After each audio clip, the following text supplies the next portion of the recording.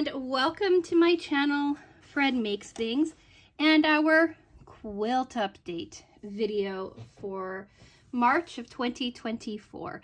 If this is your first quilt update video from me, I'm going to be discussing three quilts, three projects. This year's Temperature Quilt, the final word on last year's Temperature Quilt, and my block of the month. I'm making a Symphony by Banyan Batiks, and this is that. So we're going to discuss last year's first, then this year's, and then we're going to go into some detail on the block of the month because yeah, it was a fun journey. So yeah, that's part one. Part one is this. Part two is this year's Temperature Quilt, and part three is block of the month. Quickly before we get started, I just want to say hello to everybody, all the new subscribers, the constant commenters, everybody who just like clicks on this video and watches it, engages with it, likes it, maybe subscribes if they want to continue following along on my quilting adventure. Hello to everybody. And yeah, let's just talk Temperature Quilt from last year first. So this guy is too big to show you the finished project completely on screen, right? It makes sense. So I'm going to show you a photo of it laid out on my couch. Right? It looks so pretty. And a quick video of my husband unraveling it for me outside in the slight wind. Like I did that whole Instagram moment thing.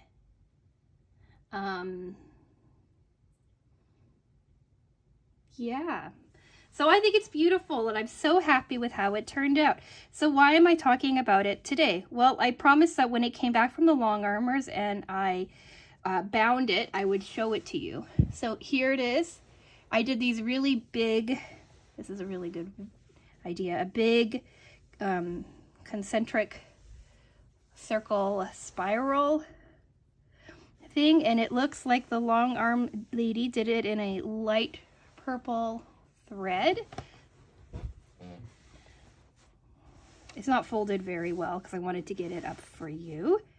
There's still some, every time I look at it I see like a thread or something that I need to snip, but I bound it in the purple, which is a long a wide back fabric that I accidentally bought but really liked it.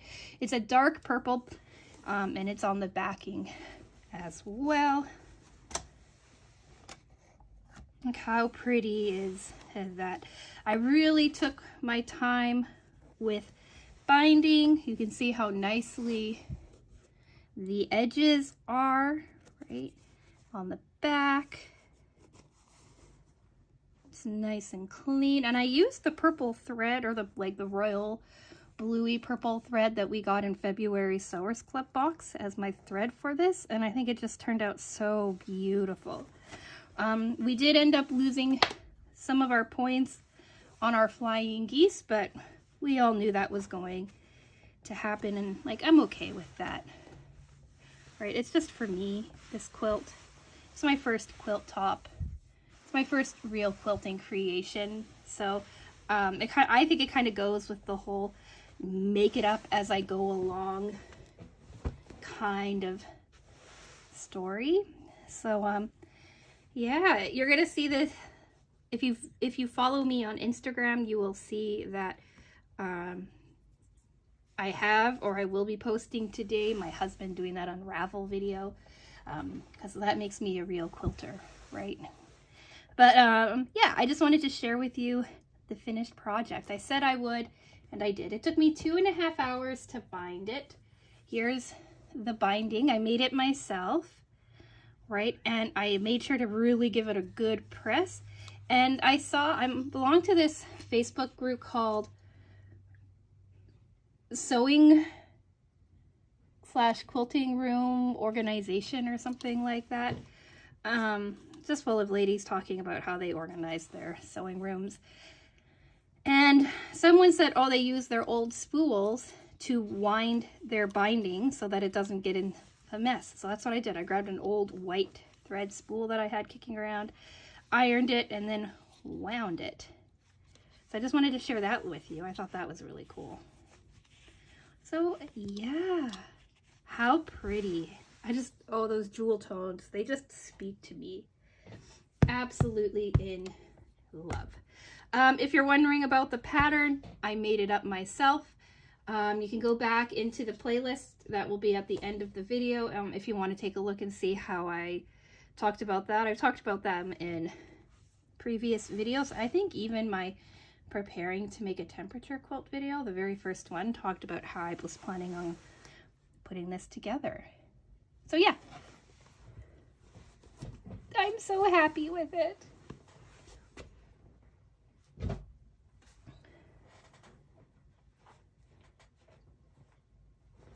And now on to part 2. This month's temperature quilt, or this year's temperature quilt. So I'm doing exactly the same colors as my original temperature quilt, as last year's temperature quilt, but I'm following an actual quilt pattern this year by the Canuck Quilter. The link to her website is in the description box for you. It is a free pattern that you can download from her. So yeah, that's what I'm doing. That's what I'm following along with. This is the beginning of January, and this is the beginning of February. And I've had some difficulty with this, I'm not gonna lie. I kind of started January out all willy-nilly, and when I went to sew it to February, it didn't fit properly, and that was annoying. And so over the last few weeks, I have actually gone in and recut the grays. I kept the main 2 colors the same because they didn't need to be, they weren't trimmed or messed with, but I had to cut like new gray pieces and re-sew it to make it 5.75 inches high to match this 5.75 inches.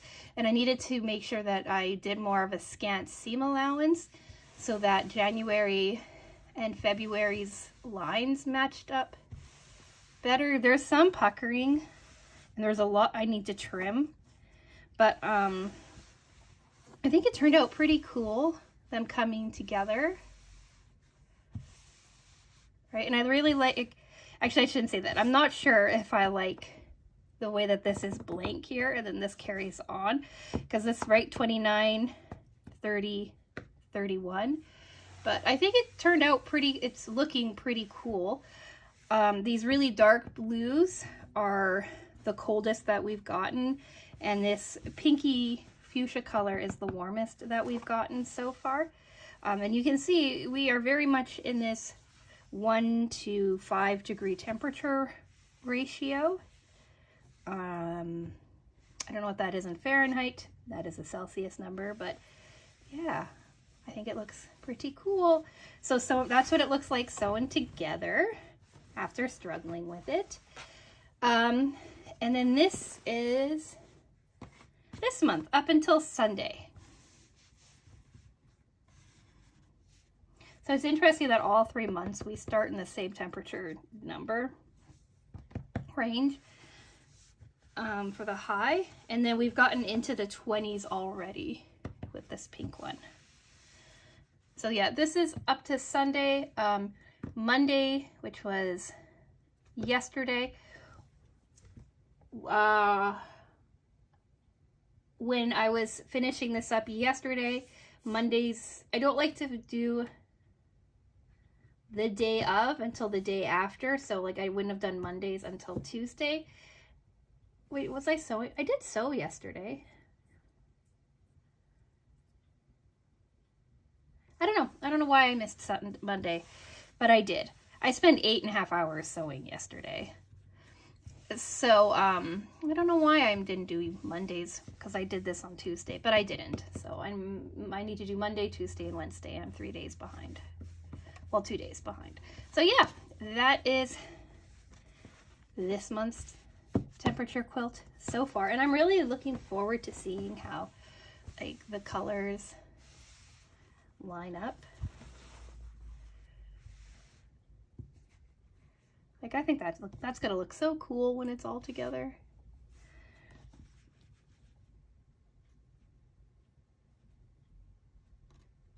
Anyway, so yeah, on to part 3. Do you think this is gonna be a quicker video than usual?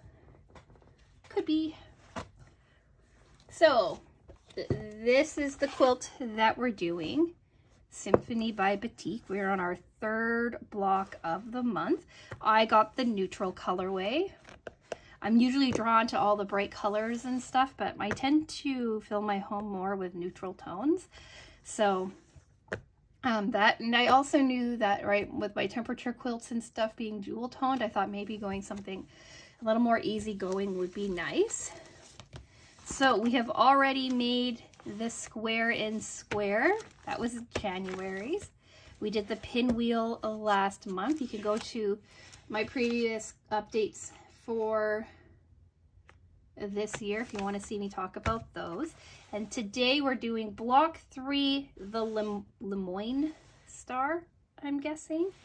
They walk you through it here, and then they walk you through your colorways on this page here. They wanted us to do 12, I think, altogether. 12 altogether. 2 of your first colorway, 1 of your second, 3 of your third, 2 of your fourth, 3 of your fifth, and 1 of your sixth. It was a lot of, it was a lot. I did this over, I would say, 5 or 6 days. Usually when I start a project, I try to get it done like right away, immediately, but that wasn't happening with this one. It was a lot of cutting and a lot of piecing and a lot of frustration. Some moments of being near tears, and overall frustration. I worked on this a bit, and then I worked on the trinket dishes from Monday, and then I worked on this, and then the trinket dishes, and then fixing January's section for my temperature quilt. And yeah, in the last 5 or 6 days, last week or so, really, I can say that like 75% of my sewing was just like laced with frustration. I still enjoy it. I usually enjoy sewing, and I have walked away and come back to it. And with that, let's talk these and why I initially walked away. So this was the first block that I made,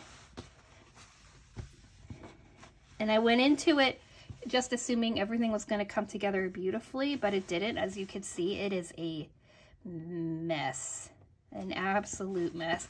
I even put like a little bit of glue and a little scrap piece here because on this side it's gonna fray like crazy. I made a note to myself that when everything is done and I've gone through all of these colors for the rest of the year, I'm going to go back and remake this star because it's a mess. It's section, oh, that one lines up. It took me a long time to get the sections to properly line up. They don't, right? Like this one's too high, this one's too low. My points aren't nice and clean, and like nothing about this is really great, and it's too small. So yeah, the back is a bit of a mess too, but that's to be expected because I had such a difficult time with it. So I made one and then I walked away, and I said to myself, maybe I need to practice with other pieces of fabric first before like delving in. But then I said to myself, yeah, okay, if I can't make the second one work, that's what I'll do. And I made this one and it worked out a lot better. Like, it's not perfect. There's still some gaps. There's still some things that don't line up quite right.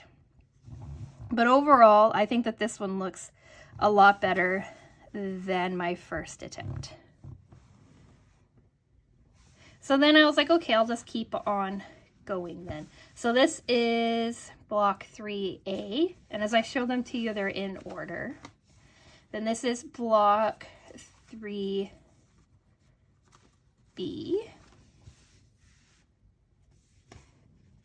Are they in order?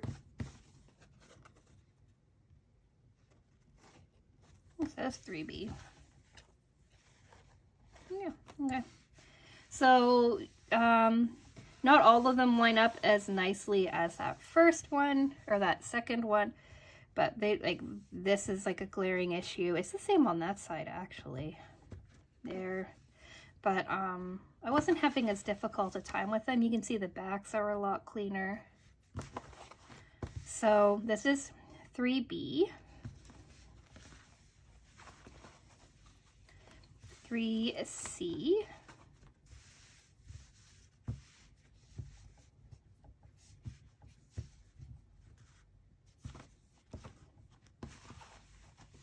D.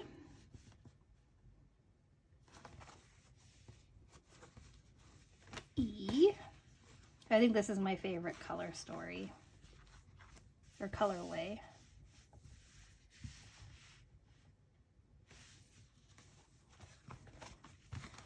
And F. So I think I squared most of them up. They're supposed to be a finished size of 6 inches. Some of them will be about that. Some of them will be a little short, and I'm going to have to work with that when we get to it. But yeah, it was fun. So I'm trying to explain to you how I assembled these, and I keep rambling and getting off topic. So sorry for the change in video. I like to try to keep my videos a little more smooth, but it is what it is, I guess. So I pulled out this square so you had a better idea to see contrast than my top square, because I find that this purpley pink matches my desk a little too much, so I wanted you to be able to kind of see that. I did do a walkthrough of this so you can kind of see how this block comes together, and I cannot remember if it was this square right that I did the walkthrough on or this square. So I pulled out this square, which is 3C, to try to explain it to you a little bit better. So let's hope third time's the charm. So you're going to need 3 different cuts for this. You need 2, actually before we start that, the outside fabric is going to be fabric A. The gray fabric of the star is going to be fabric B, and this dark blue star part of this fabric is going to be fabric C. So if you cut your 3 cuts, you're going to need 2 2.5-inch squares of fabric A and 2 2.5-inch squares of fabric B. These 2 are going to turn into half square triangles down a little bit later. Then you're going to need 4 fabric C pieces cut into 2 by 3.5 inches, I believe. I know it's 2. I can't remember if it's 3.5 or not, but somewhere around there. And then you're going to need a bunch of 2 by 2 squares in fabric A and fabric B. 1, 2, 3, 4, 5, 6, 8 and 8. 8 and 4.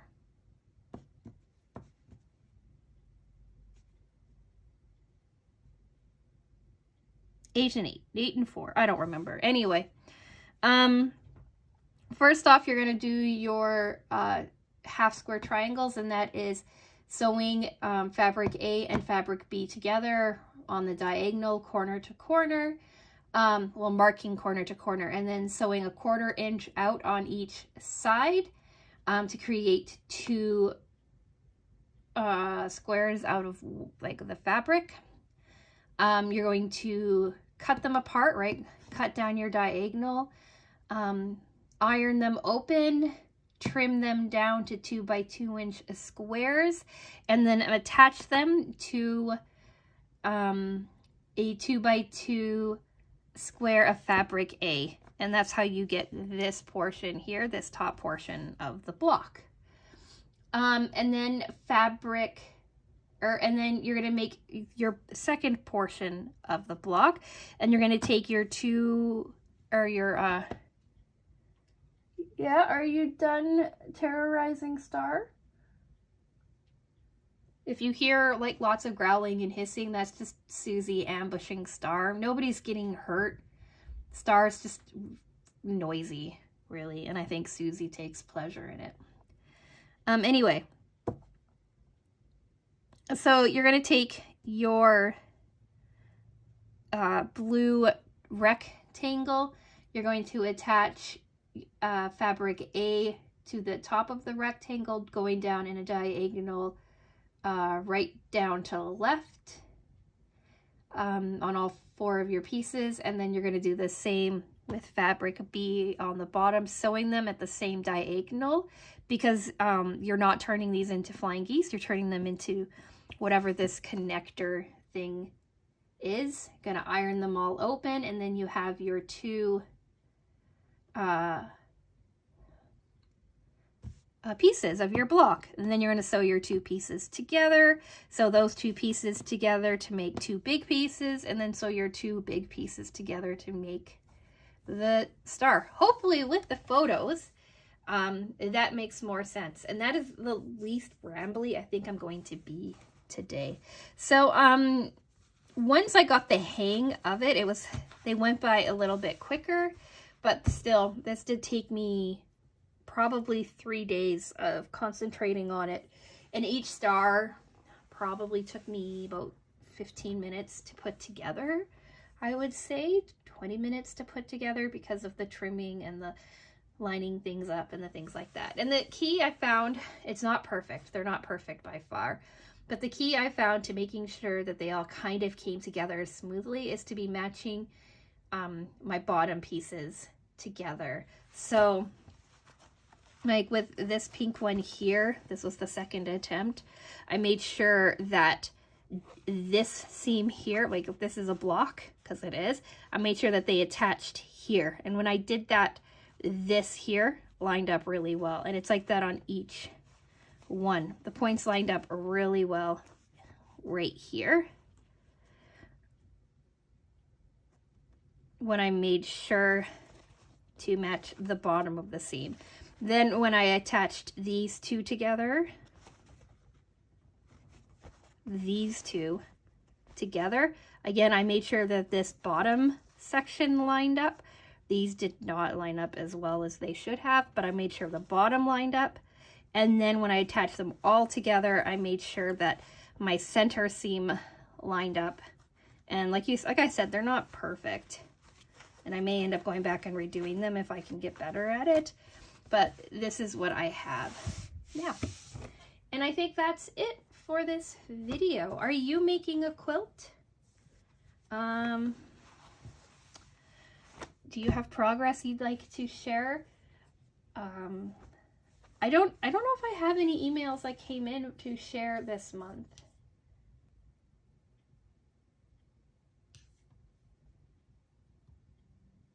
Yeah. All right. So, I forgot to say in the opening that I am doing submissions from the community updates from the community, something like that. And I don't have any this month, which is absolutely fine. But I just want to give people the chance to share what they're working on too. If they're making like a temperature quilt, or they're working on a different block of the month, or there's a big like cross stitch or embroidery project that they're working on, or another quilting project, or a painting or paint by number or diamond painting project, anything like that, anything that you are working on that you're proud of, that you want to share. You can send photos, a little description if you like, and handle where people can follow you if you want people to follow you or keep up with your progress. Any of that stuff you can send to fredmakesthings@gmail.com, and I will include it in the next update video like this. Update videos go up in the middle of each month, usually right in between my Sewers Club project unboxing and my Sewers Club project review. That middle Wednesday there is when the videos go live. So if there's anything you want to submit, feel free to submit it in that week. I always give you a couple of warnings to let you know that the submissions are being taken, that we're getting close. I forgot to update that on the community tab this month, but that is where you will find them. And I will show you right now what my mother-in-law's progress is, because she is super consistent with these things. So here's a photo of her progress with her temperature quilt. And if my cousin has managed to do anything with hers, I'll give you a photo of that as well. But she is busy doing work things and life things and procrastinating things. So she may not have anything done. But yeah, so if you want to be included at this end of these videos, do feel free to send in updates if you like. And now, with all of that being said, I'm going to go. So thank you for staying tuned for as long as you did. Think about subscribing if you want to keep up to date on what is going on with the quilt. Like I said, monthly updates with any of my sewing projects. Next week, we have a Sewers Club project revisit for February of 2023. And then we have a Sewers Club project review for this month's project. And then we are also continuing with our long-term cross-stitch project on Fridays. So if any of that interests you, maybe think about subscribing. And yeah, like the video if you liked it, if you're enjoying my progress. Let me know any thoughts or opinions down in the comment section. Other than talking about my flying geese, I know they're not perfect, but like I said, I'm okay with that. And yeah, with all that being said, thank you so much for watching, and I will talk with you again soon. Bye!